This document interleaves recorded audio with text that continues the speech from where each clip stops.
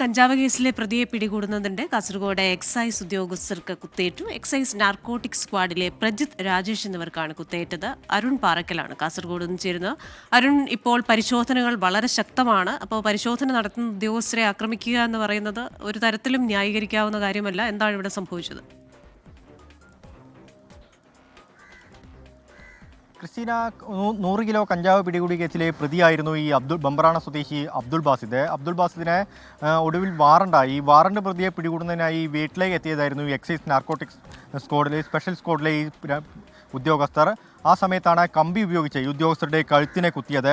Excise narcotic സ്ക്വാഡിലെ Prajith, Rajesh എന്നീ ഉദ്യോഗസ്ഥർക്കാണ് കുത്തേറ്റത്. കഴുത്തിനെ കുത്തേറ്റിട്ടുണ്ട്. ഗുരുതരമായ പരിക്കുണ്ടെന്നാണ് ഡോക്ടർമാർ പറയുന്നത്. ഇരുവരും ഇപ്പോൾ കാസർഗോഡ് ജനറൽ ആശുപത്രിയിൽ ചികിത്സയിലാണ്. ഇന്ന് ഉച്ചയോടുകൂടിയാണ് ഈ ആക്രമണം ഉണ്ടായത്. പ്രതിയെ പിടികൂടി കോടതിയിൽ ഹാജരാക്കി റിമാൻഡ് ചെയ്തിട്ടുണ്ട്.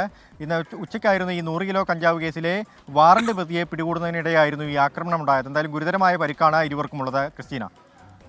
അരുൺ പാറയ്ക്കലാണ് കാസർഗോഡ് നിന്ന് വിവരങ്ങളുമായി ചേർന്നത്. ഇതുതന്നെയാണ് ഈ അക്രമങ്ങൾക്കെതിരെ, ലഹരിക്കെതിരെയുള്ള ഈ പോലീസുകാർ അല്ലെങ്കിൽ എക്സൈസ് ഇങ്ങനെ നടക്കുമ്പോൾ വലിയ വെല്ലുവിളി അതാണ്. അവർ തിരിച്ചാക്രമിക്കുകയാണ് പലപ്പോഴും. ഈ ഉദ്യോഗസ്ഥൻ്റെ ആ ഒരു കഴുത്തിൽ കുത്തേറ്റ ഉദ്യോഗസ്ഥൻ്റെ ഒരു വളരെ ഗുരുതരമായിട്ടുള്ള പരിക്കാണ് ഏറ്റിട്ടുള്ളത്. അപ്പോൾ 100 കിലോ കഞ്ചാവ് ആലോചിച്ച് നോക്കണം. അപ്പോൾ അത് തന്നെ നമ്മൾ ഈ ലഹരിക്കെതിരെ, അക്രമത്തിനെതിരെ ഇങ്ങനെ പോകുമ്പോൾ യാത്രയിലുടനീളം ഓരോരുത്തർ പറയുന്ന ഒരു അനുഭവം. ചിലർ അടുത്തുള്ള പ്രദേശത്തൊക്കെ ഇതുപോലെ മയക്കുമരുന്ന്, ലഹരിയൊക്കെ ഉപയോഗിക്കുന്നുണ്ടെന്ന് കണ്ട് ആരോടെങ്കിലും പറഞ്ഞാൽ പിന്നീട് അവരുടെ ജീവന് തന്നെ ഒരു ഭീഷണിയാകുന്ന അവസ്ഥ.